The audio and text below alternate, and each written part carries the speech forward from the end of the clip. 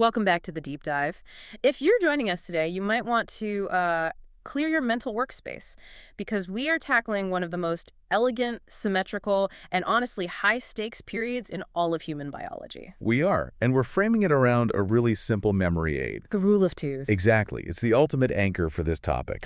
If you walk away with nothing else today, just remember the number 2. This is the second week of development, and it seems like nature has this obsession with pairs. It really does. So the trophoblast, that outer layer, becomes 2 layers. The embryoblast, the inner part, becomes 2 layers. A bit later, the extraembryonic mesoderm splits into 2. And 2 major cavities form. It's almost suspiciously neat. It's weirdly perfect, isn't it? It feels like the architecture of life is written in binary code for this one specific week. It really is. And, that makes it much easier to learn.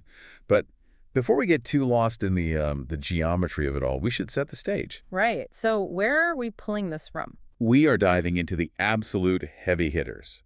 Langman's Medical Embryology, Moore and Persaud's The Developing Human, and for anyone who loves a more streamlined, exam-oriented approach, I.B. Singh's Human Embryology. And as always, we're synthesizing all 3. We need to say right up top that this is an interpretive guide. It's a revision aid. Yes.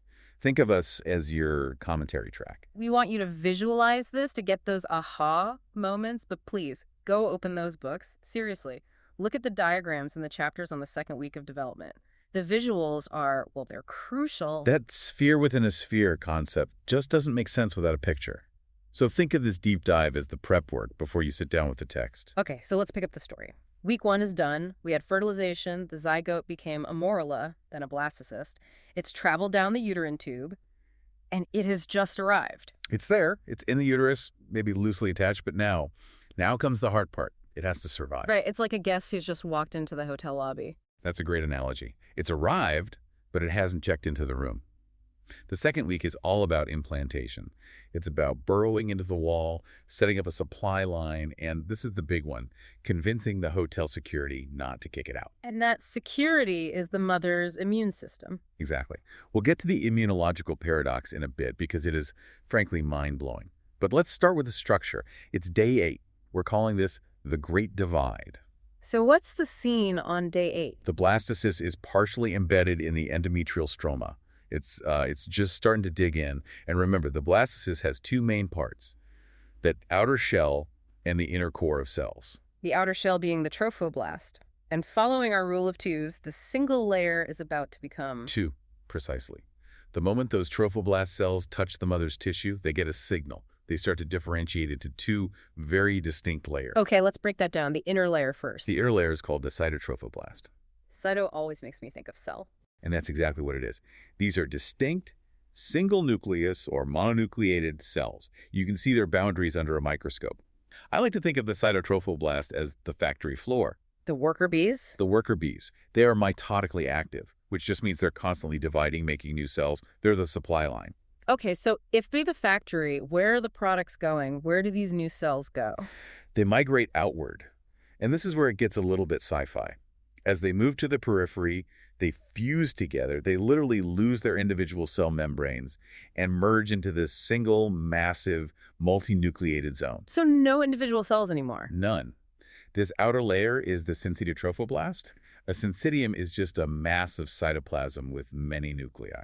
I remember reading a phrase for this in I.B. Singh. He called it a multinucleated protoplasmic mass. Yes, which you have to admit sounds like something from a 1950s horror movie. The blob that ate the endometrium.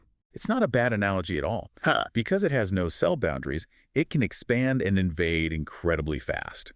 It secretes enzymes that literally digest the maternal tissue. It eats its way into the uterine wall.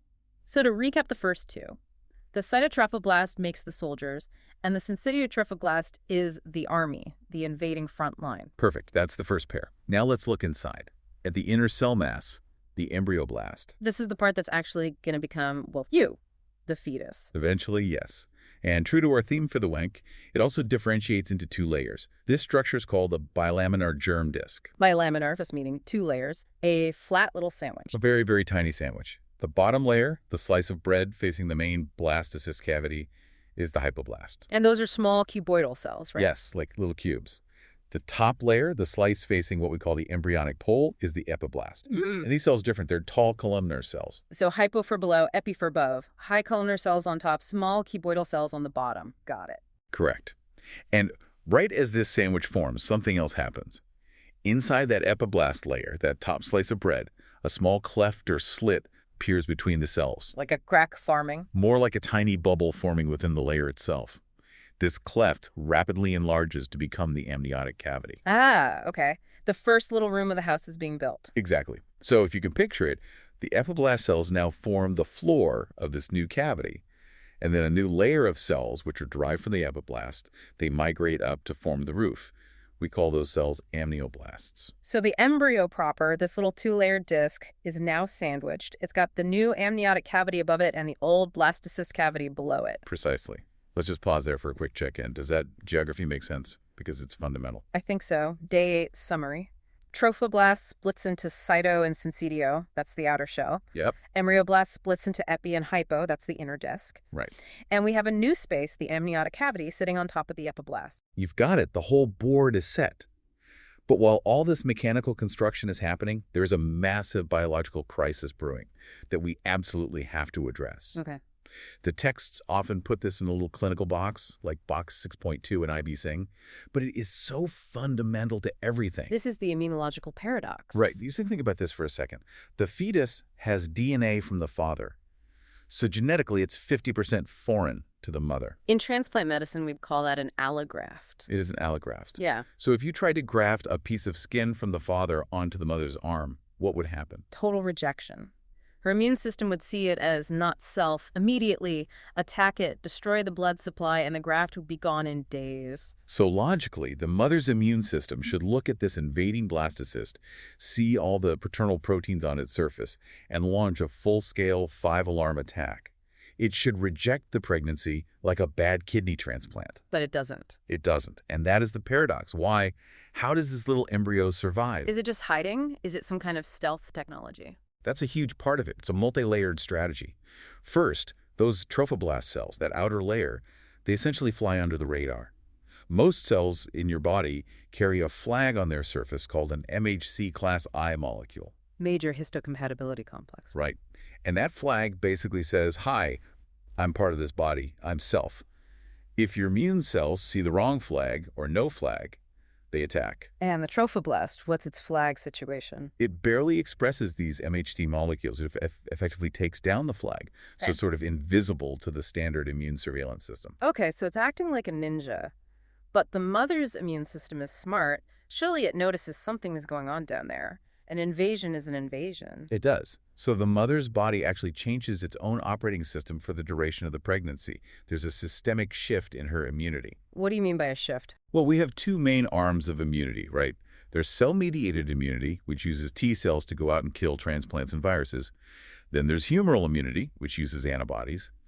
During pregnancy, the mother's entire system shifts away from that aggressive cell-mediated response. She literally lowers her shields to allow the embryo to stay. She does. And this explains a really fascinating clinical observation. Women who have autoimmune diseases that are driven by T cells, like rheumatoid arthritis, often go into remission during pregnancy. They feel great. They feel great because the very part of their immune system that's attacking their joints is being suppressed by the pregnancy itself. That is incredible. So the baby is acting like a natural immunosuppressant drug. It is. But there's always a trade-off. If a Okay. woman has an antibody-mediated disease like lupus or SLE, she might actually get worse during pregnancy because that arm of the immune system is still fully active or even overcompensating. Wow. Okay, so the embryo is hiding and the mother is lowering her defenses. What if a few T cells slip through? Does the embryo have any defense of its own? It does. And this is probably the most metal part of embryology.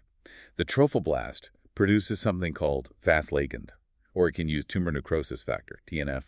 If a maternal T cell gets too aggressive and gets too close to the implantation site, What happened? the trophoblast signals it to undergo apoptosis. Programmed cell death. Yes. Yeah.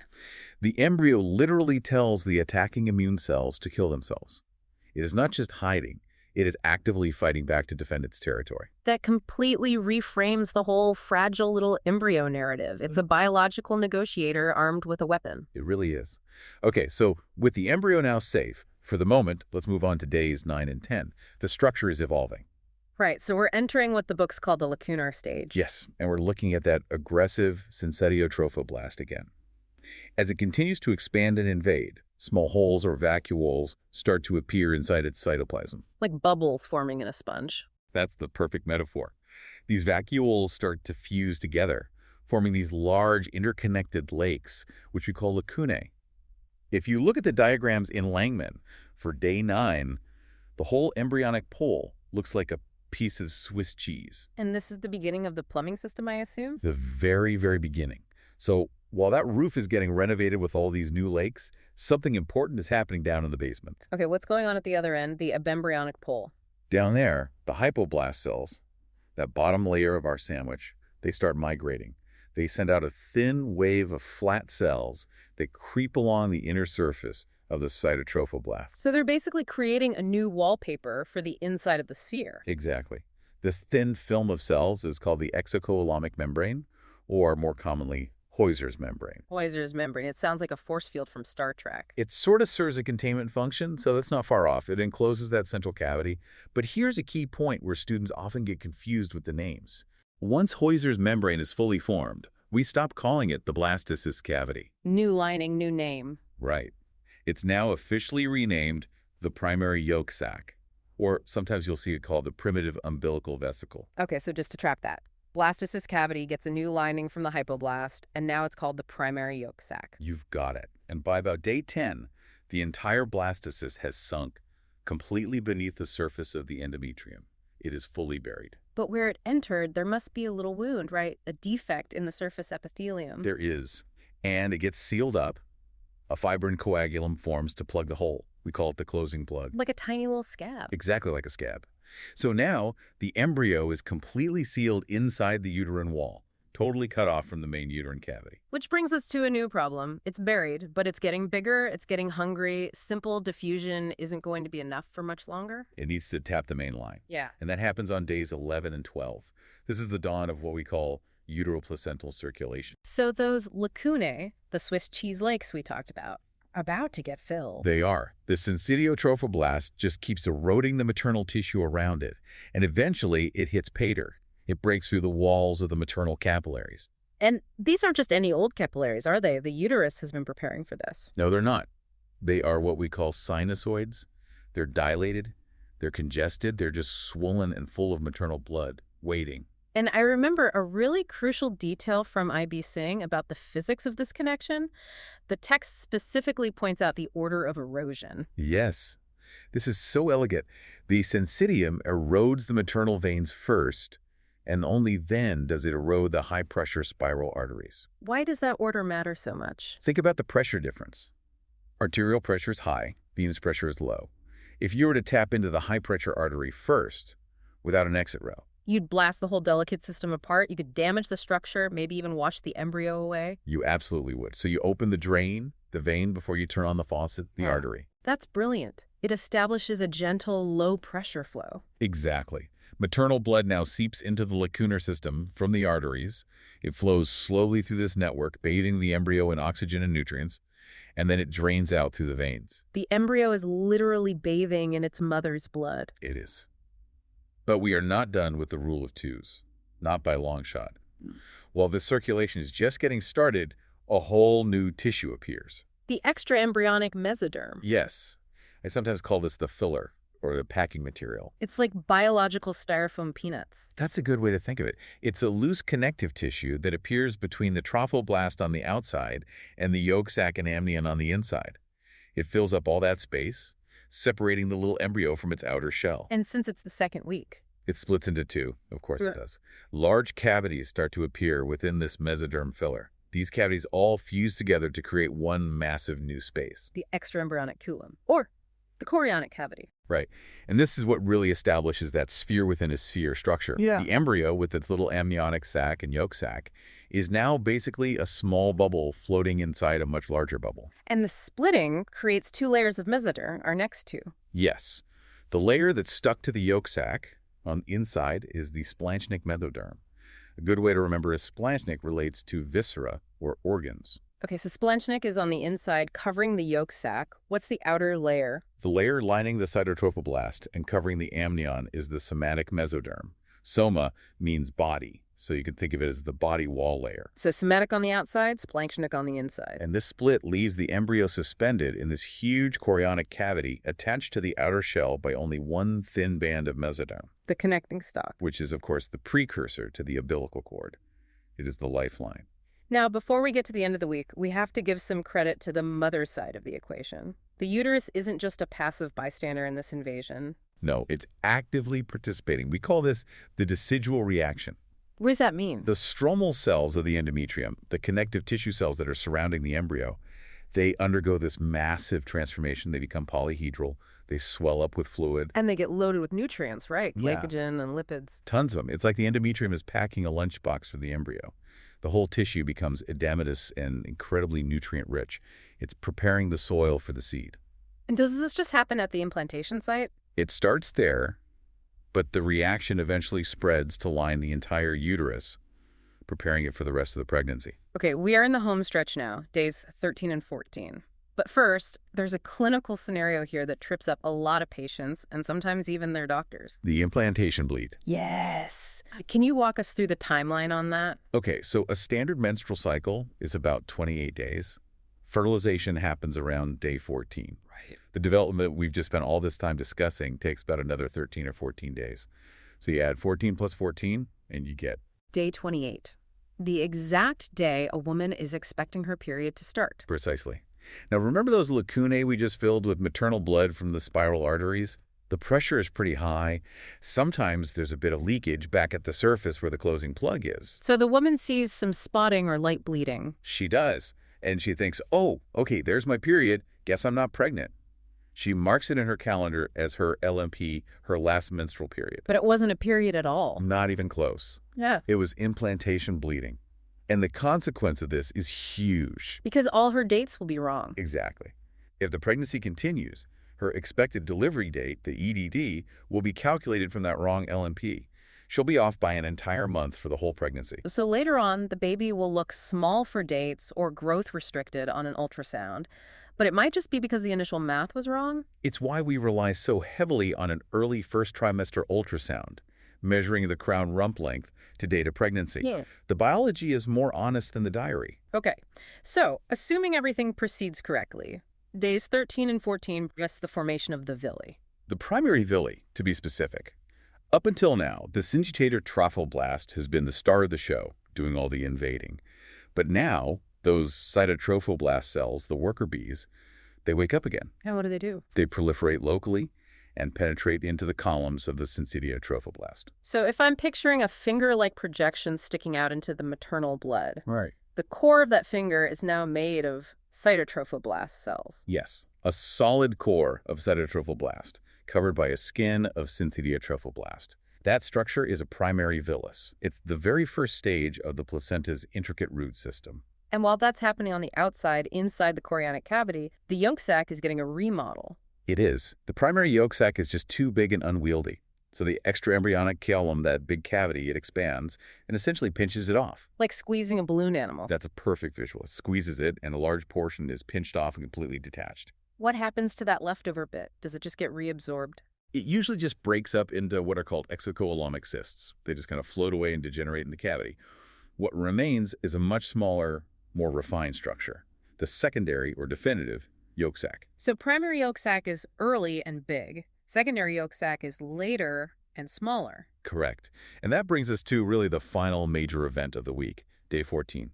The embryo has been this flat, symmetrical disc, but now it gets a sense of direction. How so? In one specific circular area, the hypoblast cells, that bottom layer, they thicken. They change from cuboidal to columnar. This is the precordial plate. It is. It is the very first sign of polarity in the embryo. This plate defines the future head region. It's a landmark that tells us this end will be the mouth. And by defining the head, you automatically define the tail. You establish the entire cephalocaudal axis. We now know which way is up. That's a huge step. So that really wraps up the timeline of a normal second week. But we can't leave this deep dive without talking about when it goes wrong. The clinical correlations for this week are some of the most dramatic in all of medicine. Let's start with the most common one, ectopic pregnancy. Ectopic just means out of place. Normally, the blastocyst implants on the posterior or anterior wall of the uterine body, but sometimes, for various reasons, it gets stuck along the way. And Langman says that something like 95% of these ectopic pregnancies happen in the uterine tube. Overwhelmingly in the ampulla of the tube, and the problem is, the tube is not designed for this. That trophoblast is still an invasive, eroding tissue. It does the same thing it would do in the uterus. It eats through the wall. But the wall of the fallopian tube is incredibly thin. It is. It can't contain the growth. It ruptures, and that leads to massive internal hemorrhage into the abdomen. It's a life-threatening surgical emergency. Absolutely. And the symptoms can be classic mimics. Picture a 23-year-old woman. She's missed a period. She has severe, acute, lower abdominal pain, if that pain is on the right side. It looks exactly like appendicitis. Exactly. It's the classic differential diagnosis that every ER doctor and surgeon has drilled into them. In a woman of childbearing age with right lower quadrant pain, you must rule out an ectopic pregnancy before you take out an appendix. But the embryo can implant in even stranger places, right? The ovary, the cervix. Or even out in the abdominal cavity itself. Abdominal pregnancy, how does that even happen? Usually the fertilized egg drops out of the end of the fallopian tube and just implants somewhere in the pelvis. On the bowel, on the omentum, on the peritoneum lining the gut. The placenta taps into the blood supply of the intestines. And this can lead to that incredible phenomenon of the lithopedion, the stone fetus. This is one of those things from medical history that you have to see a picture of to believe. In some very rare cases, an abdominal pregnancy goes unrecognized and the fetus dies. But it's too large for the mother's body to reabsorb. So what does the body do? To protect itself from this large mass of necrotic tissue, the mother's immune system does the only thing it can. It calcifies it, it walls it off. It turns it to stone. It creates a calcium sarcophagus around the fetus.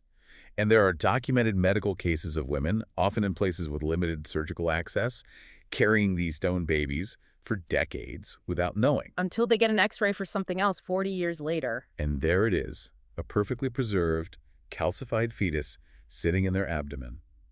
It's haunting, but it's an incredible testament to the body's ability to contain a threat. Speaking of threats, that brings us to the hydatidiform mole. This is what happens when the trophoblast itself goes rogue. Right. We've been talking about the trophoblast as the support system, the invasive shell.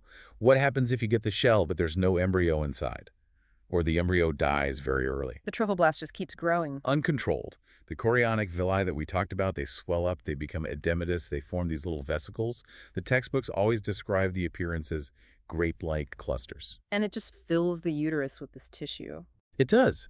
And because it's all trophoblast, it's producing massive amounts of HCG, human chorionic gonadotropin. So the patient feels very pregnant.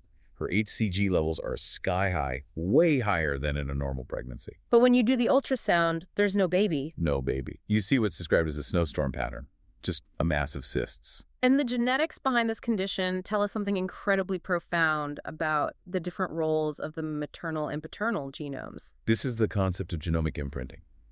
It turns out that most of these moles are what we call androgenetic. Meaning their DNA is entirely from the father. Entirely paternal.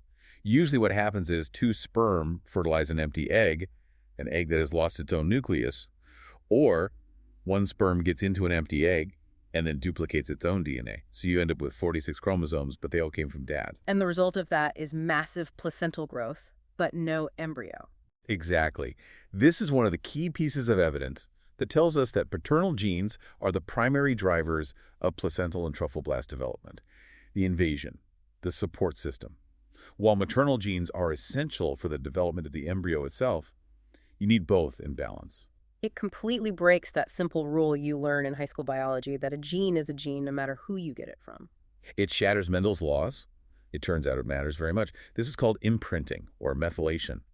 Certain genes are chemically tagged and silenced if they come from your mother, and a different set are silenced if they come from your father. Langman has a perfect, striking example of this on chromosome 15 that I think really drives the point home. Yes, the Prader-Willi versus Angelman syndrome dynamic. It's fascinating.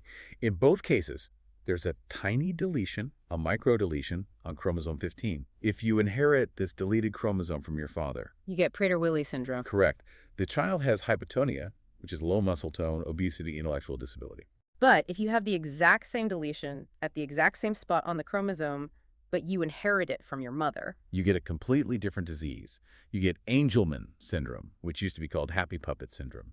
The child have a happy demeanor, unprovoked laughter, jerky movements, and severe intellectual disability. That is just wild. The DNA error is identical. The only variable is which parent it came from. It shows that during this second week, and even before, there's a deep molecular memory of where our genes came from. We aren't just a simple mix of our parents' ingredients. The recipe matters. So we've covered the timeline, the structure, the immunology, the pathology. Let's bring this all back for a final summary. If someone's listening to this while driving or at the gym, what is the core framework to hold on to? It is the rule of twos. On day 8, the trophoblast splits into the cytotrophoblast and the syncytiotrophoblast. And the embryoblast splits into the epiblast and the hypoblast. Around days 11 and 12, the extraembryonic mesoderm splits into the somatic and splanchnic layers. And throughout the week, we create two major cavities, the amniotic cavity and the yolk sac. That's the architecture. And the timeline is just as simple. Day 8, the layers form. Day 9, the lacunae appear, that sponge-like stage. Days 11 to 12, circulation begins, and remember, veins first. Day 13, the primary villi form, and that's when implantation bleeding can happen. And day 14, the precordial plate appears, and the embryo finally knows which way is head and which way is tail. And please remember the so what of all this. This isn't just dry descriptive anatomy. This is a biological drama. It's an invasion. It is a parasite-host negotiation of staggering complexity. Langman mentions a statistic that I think is just stunning, that up to 50% of all conceptions don't make it past this stage. They fail to implant correctly or are rejected. It is the great filter. The second week is a massive hurdle race. The very fact that you are here, that you exist and are listening to this, means your embryonic self won that race. You successfully invaded, you hid from an immune system, you tapped a blood supply, and you didn't get rejected. We are all, every one of us, survivors of the week of twos. We are indeed. And that's it for this deep dive. We hope this helps you visualize that sphere within a sphere. Go read the chapters, look at the diagrams in Langman or more, and we'll see you next time for the third week of development, where things get even more complicated with the rule of threes. I'm looking forward to it. Thanks for listening.